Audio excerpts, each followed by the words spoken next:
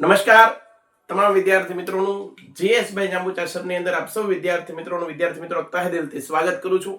વાલા વિદ્યાર્થી મિત્રો, આપણે યુટ્યુબ ઉપર ગુજરાતના દરેક વિદ્યાર્થીઓ માટે એક સરસ મજાનું એક સિરીઝ શરૂ કરવા જઈ રહ્યા છીએ અને એ સિરીઝનું નામ છે સમાજનું સમુદ્ર મંથન। વિદ્યાર્થી મિત્રો, સમુદ્ર મંથન, સમાજ વિષયનું સમુદ્ર મંથન, આવું એક આપણે સિરીઝ લોન્ચ કરવા જઈ રહ્યા છીએ અને આ સિરીઝ અંતર્ગત વિદ્યાર્થી મિત્રો હું તમને વિદ્યાર્થી મિત્રો 6 થી લઈ 12 ધોરણનું જીસીઈઆરટી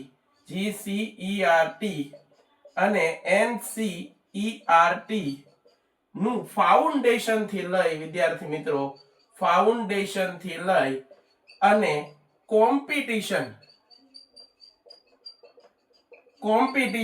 એટલે કે વિદ્યાર્થી મિત્રો સ્પર્ધાત્મક પરીક્ષા સુધીની તૈયારી, સ્પર્ધાત્મક પરીક્ષા સુધીનું લેવલનું સમાજ વિષય હું તમને ભણાવવાનો છું। વિદ્યાર્થી મિત્રો, આપ સૌ જાણીએ છીએ કે કોઈ પણ સ્પર્ધાત્મક પરીક્ષા હોય અને સ્પર્ધાત્મક પરીક્ષાનું જો બેઝિક લઈએ, જો સ્પર્ધાત્મક પરીક્ષાની તૈયારી કરતા વિદ્યાર્થીઓને આપણે પૂછીએ કે ભાઈ વિદ્યાર્થી મિત્રો કઈ રીતે તૈયારી કરવી જોઈએ, તો બધા વિદ્યાર્થી મિત્રોનું એક સજેશન હોય।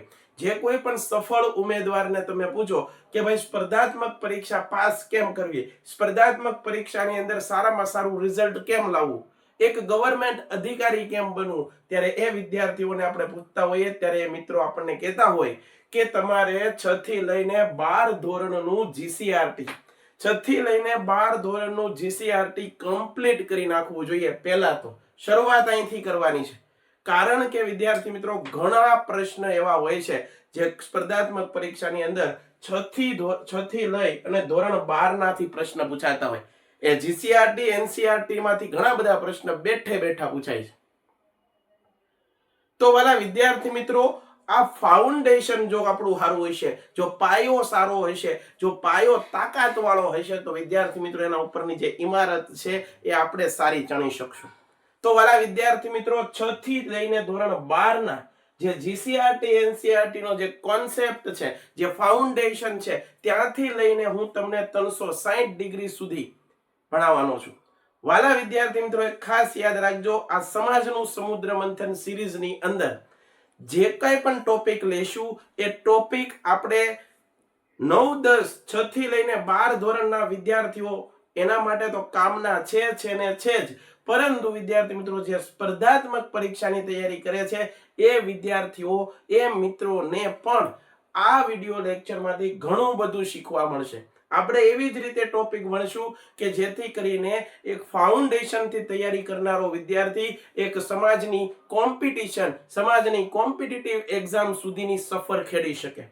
તો વાલા વિદ્યાર્થી મિત્રો, આજે આ ફાઉન્ડેશન બેન્ચ જે સમાજનું સમુદ્ર મંથન નામની જે આપણે સિરીઝ શરૂ કરી છે, ગુજરાતના વિદ્યાર્થીઓ માટે શરૂ કરી છે, આ ચેનલ કોણ જોઈ શકશે, તો ખાસ યાદ રાખજો 6 થી 12 ના વિદ્યાર્થીઓ છે એને તો આ ભણવી જ જોઈએ, આમાંથી શીખવું જ જોઈએ। એના દરેક પ્રશ્નોનું અહીંયા સમાધાન મળવાનું છે અને જે કોઈ પણ સ્પર્ધાત્મક પરીક્ષાની તૈયારી કરી રહ્યા છે અથવા તો સ્પર્ધાત્મક પરીક્ષાના ફિલ્ડની અંદર નવી તૈયારીની શરૂઆત કરવાના છે, તો એવા મિત્રો માટે આ ચેનલ એટલે કે જીએસ બાય જાંબુચા સર તમારા માટે ખૂબ અગત્યની છે। તો વિદ્યાર્થી મિત્રો, આજના આ લેક્ચરની શરૂઆત કરીએ સમાજનું સમુદ્ર મંથન સિરીઝ અંતર્ગત। આજે વિદ્યાર્થી મિત્રો મારે તમને એક ટોપિક લેવો છે અને એ ટોપિક છે વિદ્યાર્થી મિત્રો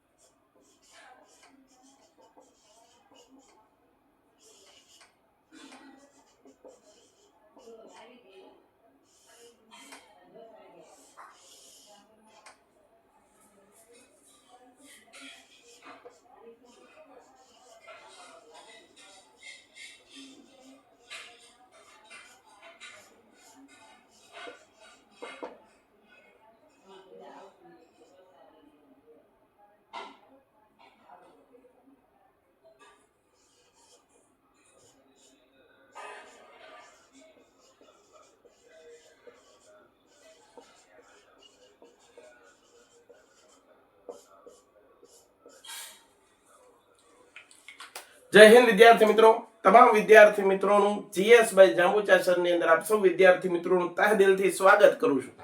વિદ્યાર્થી મિત્રો, સમાજનું સમુદ્ર મંથન આ એક સિરીઝ છે. એ યુટ્યુબ ઉપર વિદ્યાર્થી મિત્રો ઐતિહાસિક સિરીઝ બનવાની છે.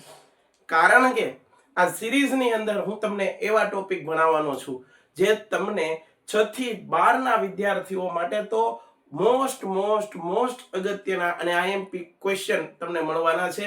6 થી લઈને 12 ધોરણના વિદ્યાર્થીઓ છે એનો પાયો તો પાકો થવાનો અને ખાસ કરીને જે પણ મિત્રો સ્પર્ધાત્મક પરીક્ષાના ફિલ્ડની અંદર છે અને જે વિદ્યાર્થીઓને જીસીઆરટી એનસીઆરટી નો પાયો પાકો કરવો છે સાહેબ, ફાઉન્ડેશન કોન્સેપ્ટ વ્યવસ્થિત સમજવા છે, એવા મિત્રો માટે આ જીએસ બાય જાંબુચા સરની અંદર સરસ મજાની વિદ્યાર્થી મિત્રો આપના માટે એક સરસ મજાનો પ્રયત્ન મારા દ્વારા કરવામાં આવી રહ્યો છે. અને પ્રયત્ન વિદ્યાર્થી મિત્રો કેટલો સક્સેસ જશે એની મને ખબર નથી, પણ એક ઈરાદો બહુ સારો છે. અને ખાસ કરીને જ્યારે કોઈ સ્પર્ધાત્મક પરીક્ષાની તૈયારી કરો, હું ખુદ પણ સ્પર્ધાત્મક પરીક્ષાની પ્રિપરેશન કરું, તો મને ખબર છે કે તમે 6 થી લઈને 12 ધોરણનું જો પાયો પાકો કરવામાં આવે, 6 થી લઈને 12 ધોરણના જો કોન્સેપ્ટ વ્યવસ્થિત રીતે ભણી લેવામાં આવે તો તમને સ્પર્ધાત્મક પરીક્ષામાં બહુ જ સહેલું પડે. સ્પર્ધાત્મક પરીક્ષામાં તમારું સફળતા થવા માટેના ચાન્સીસ વધી જાય.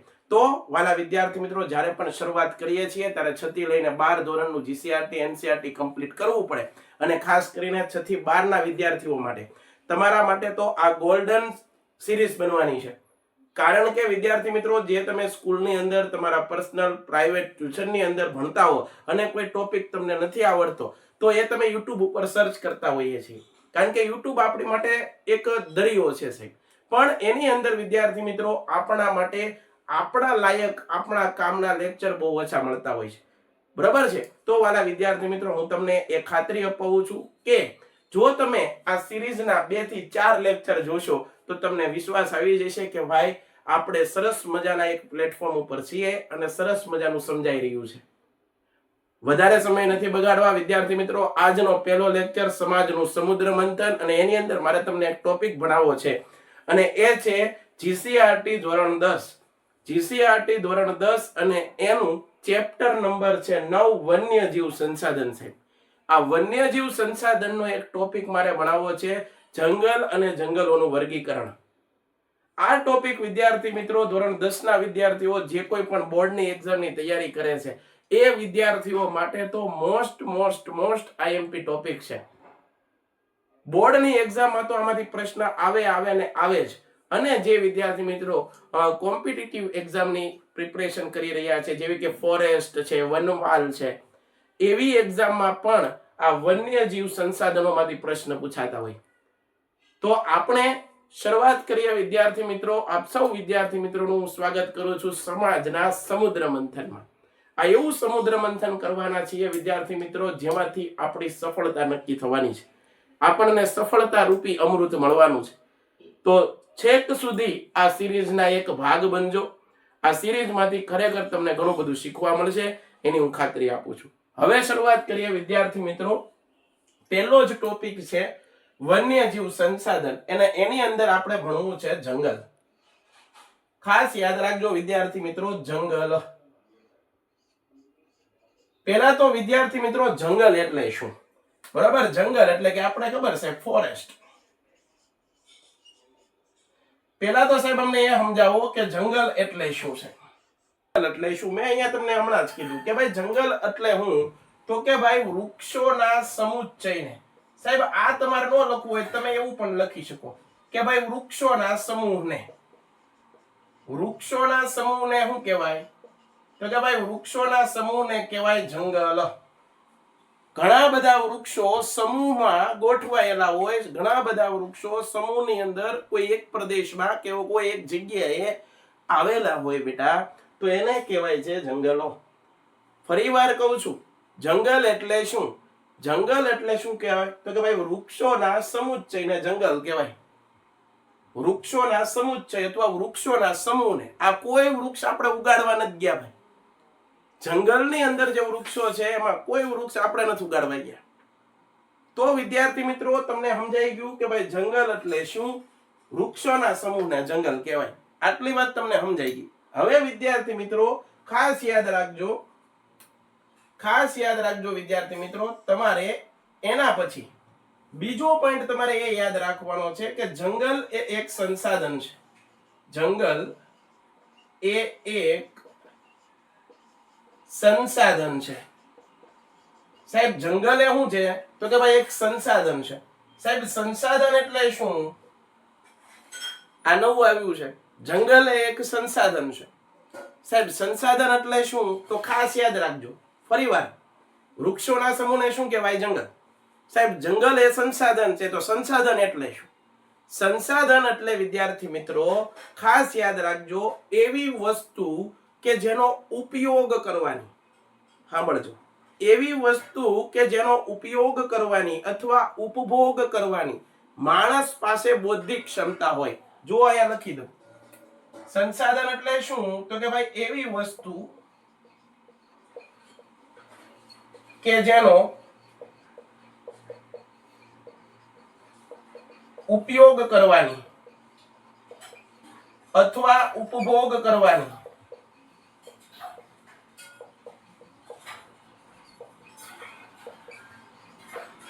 માણસ પાસે બૌદ્ધિક ક્ષમતા હોય. માણસ પાસે બૌદ્ધિક ક્ષમતા, કેવી? બૌદ્ધિક ક્ષમતા હોય તો તેને સંસાધન કહેવાય. શું કીધું? એવી વસ્તુ કે જેનો ઉપયોગ કરવા માટે માણસ આગળ બુદ્ધિ હોય.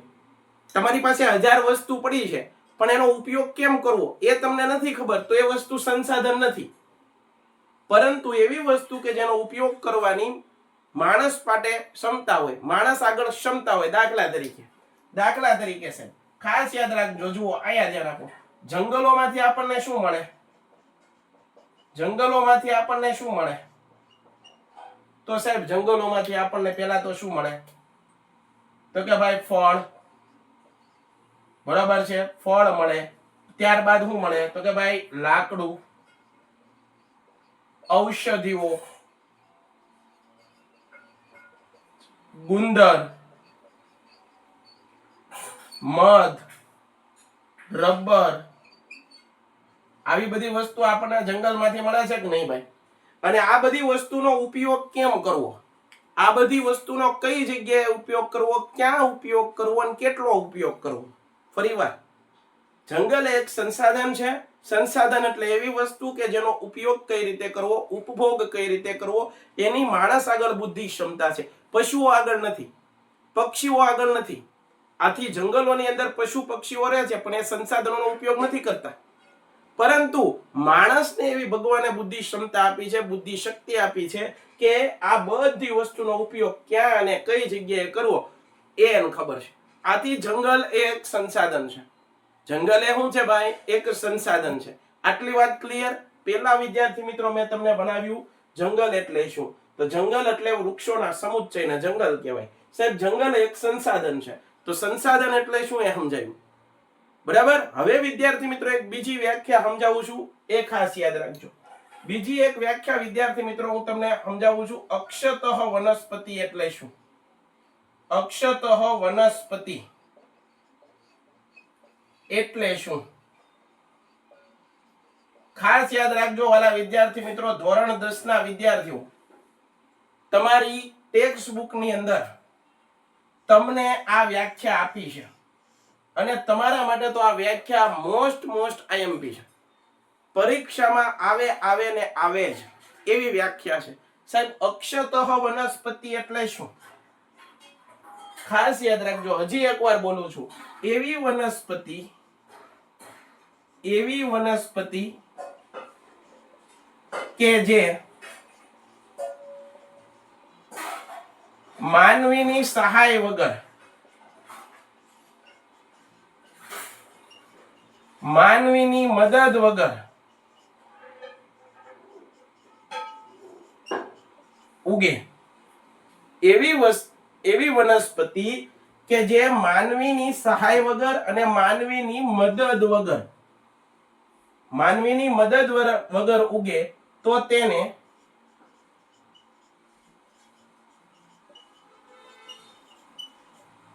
સંસાધન કહે છે. તેને શું કહેવાય? એવી વનસ્પતિ કે જે માનવીની સહાય વગર, મદદ વગર ઉગે તો તેને કહેવાય છે અક્ષતઃ વનસ્પતિ.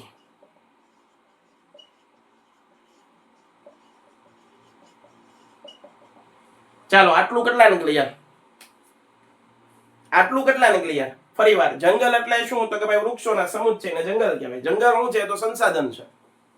હવે ભાઈ જંગલ સંસાધન છે શા માટે? કારણ કે જંગલમાંથી ફળ, ફ્રૂટ આ બધું મળે છે, શાકભાજી મળે છે, ઔષધિઓ મળે છે, ગુંદર મળે છે, મધ મળે છે, આવું કેટલું બધું મળે છે. અને આ બધી વસ્તુનો આપણે કેમ ઉપયોગ કરવો એની આપણી આગળ બુદ્ધિ છે, તો આપણે એવું કહેવાય કે જંગલ સંસાધન છે.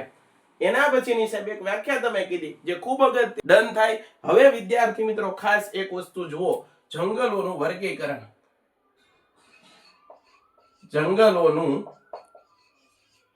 વર્ગીકરણ તો બેટા યાદ રાખજો, જંગલોનું વર્ગીકરણ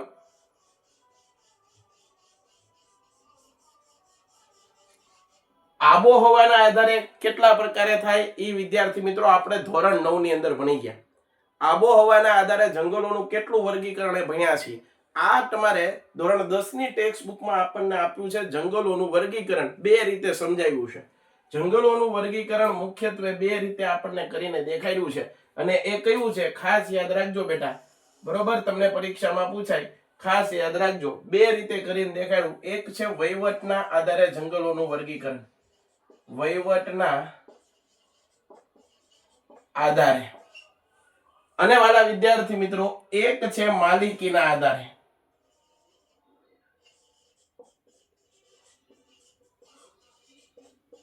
વહીવટના આધારે અને એક છે માલિકીના આધારે, કે જંગલની માલિકી કોની. ખાસ યાદ રાખજો, જંગલોનું વર્ગીકરણ તમને ધોરણ 10 ની ટેક્સ્ટ બુકમાં બે રીતે આપ્યું છે, વહીવટના આધારે અને એક તમને આપ્યું છે માલિકીના આધારે. અને સાહેબ બંને મોસ્ટ આઈએમપી છે, એ પણ ખાસ યાદ રાખજો. આ બંને તમારા માટે અગત્યના મોસ્ટ આઈએમપી. સાહેબ વહીવટના આધારે જંગલના વર્ગીકરણ કેટલી રીતે થાય? તો વહીવટના આધારે વિદ્યાર્થી મિત્રો જંગલોનું વર્ગીકરણ 3 રીતે થાય. વહીવટના આધારે જંગલોનું વર્ગીકરણ 3 રીતે થાય. ખાસ યાદ રાખજો, આરક્ષિત જંગલ, આરક્ષિત, જેને અનામત જંગલ પણ કહેવાય, અનામત, અથવા તો ઇંગ્લિશમાં એને રિઝર્વડ ફોરેસ્ટ, રિઝર્વડ ફોરેસ્ટ તરીકે ઓળખી શકાય. વહીવટના આધારે જંગલોના પ્રકાર કેટલા? તો વહીવટના આધારે જંગલોના 3 પ્રકાર. એમાં પહેલું આરક્ષિત, અનામત અથવા રિઝર્વડ ફોરેસ્ટ. બીજું સંરક્ષિત જંગલ, સંરક્ષિત, એને કહેવાય પ્રોટેક્ટ. ચાલો સંરક્ષિત જંગલ ખાસ યાદ રાખજો બેટા, સંરક્ષિત જંગલ એને શું કહેવાય? તો કે ભાઈ સંરક્ષિત જંગલ અથવા પ્રોટેક્ટ જંગલ.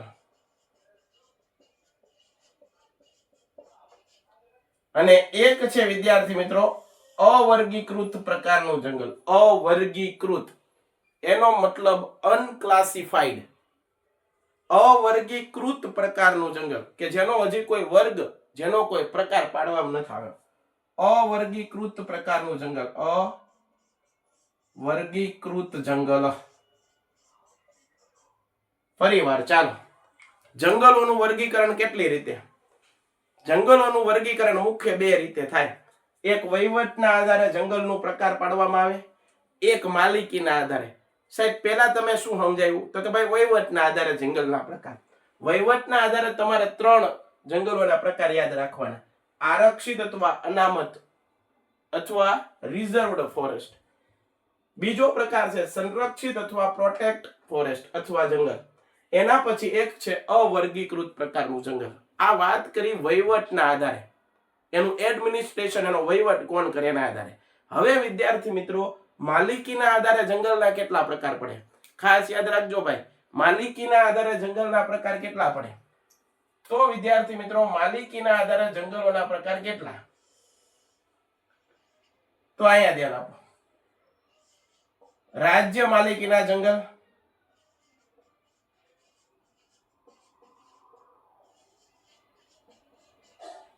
રાજ્ય માલિકીના જંગલ. ત્યારબાદ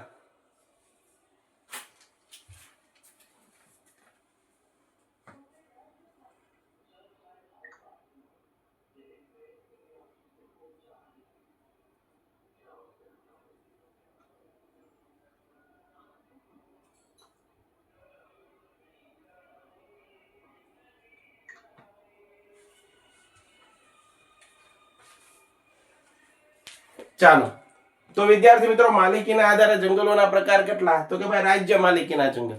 બીજું છે સામુદાયિક વન. સામુદાયિક વન આ બધું ભણાવીશ ભાઈ. સામુદાયિક વન. અને ત્રીજો પ્રકાર છે ખાનગી માલિકીના જંગલ.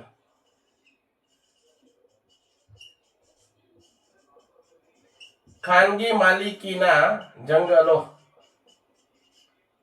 ચાલો ફરીવાર વિદ્યાર્થી મિત્રો શરૂઆત કરી હતી. જંગલ એટલે શું? જંગલ સંસાધન છે. અક્ષત વનસ્પતિ એટલે શું? જંગલનું વર્ગીકરણ કેટલી રીતે થાય? જંગલનું વર્ગીકરણ બે રીતે. સાહેબ વહીવટના આધારે જંગલોનું વર્ગીકરણ, સાહેબ માલિકીના આધારે જંગલોનું વર્ગીકરણ, વહીવટના આધારે પાછું જંગલનું કેટલા વર્ગીકરણ થાય? 3 રીતે વિદ્યાર્થી મિત્રો. ક્યાં 3 રીતે? તો કે ભાઈ અનામત, આરક્ષિત અથવા રિઝર્વડ ફોરેસ્ટ. એના પછી સાહેબ બીજું કયું આવે? સંરક્ષિત અથવા પ્રોટેક્ટ ફોરેસ્ટ. અને ત્રીજું કયું આવે કે જેનો કોઈ પ્રકાર નથી પાડ્યો એવું, એટલે કે અવર્ગીકૃત પ્રકારનું જંગલ. હવે સાહેબ માલિકીના આધારે કેટલા પ્રકાર? તો માલિકીના આધારે વિદ્યાર્થી મિત્રો જંગલોના પ્રકાર કેટલા પ્રકાર પડે છે?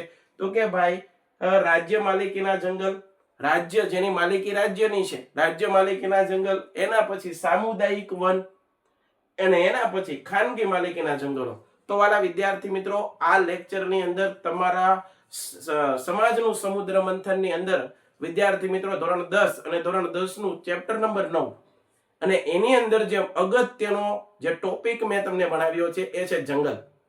અને જંગલ એટલે શું? જંગલને શા માટે સંસાધન કહેવાય? જંગલની અંદર અક્ષતઃ વનસ્પતિ એટલે શું? જંગલોનું વર્ગીકરણ કઈ રીતે કરવામાં આવે? સાહેબ વહીવટના આધારે જંગલોનું કેટલા પ્રકારે વર્ગીકરણ થાય? માલિકીના આધારે જંગલોનું કેટલી રીતે વર્ગીકરણ થાય? એ વિદ્યાર્થી મિત્રો આ સમાજના સમુદ્ર મંથન સિરીઝની અંદર આપણે ભણ્યા. હવે વિદ્યાર્થી મિત્રો આના પછીનો જે લેક્ચર હું તમને ભણાવીશ એની અંદર જંગલોનું વર્ગીકરણ અને ખાસ કરીને વહીવટના આધારે જંગલોનું વર્ગીકરણ છે એ સમજાવીશ. એના પછીનો લેક્ચર છે એની અંદર હું માલિકીના આધારે જંગલોનું વર્ગીકરણ કેમ થાય એ હું તમને સમજાવીશ. આ મુદ્દાઓ વિદ્યાર્થી મિત્રો માત્ર ને માત્ર હજી પણ કહું છું ધોરણ 10 ના વિદ્યાર્થીઓ માટે જ અગત્યના છે એવું નથી. તમે આગળ જઈને કોઈ પણ કોમ્પિટિટિવ એક્ઝામ, કોઈ પણ સ્પર્ધાત્મક પરીક્ષાની તૈયારી કરશો ને તો તમારા માટે પણ આ બહુ જ મહત્વના છે. તો ફરી પાછા કંઈક નવા લેક્ચર સાથે મળશું. સમાજનું સમુદ્ર મંથન કરશું. ફરી પાછા મળીએ છીએ. જય હિન્દ, જય ભારત, ધન્યવાદ. ભારત માતા કી જય.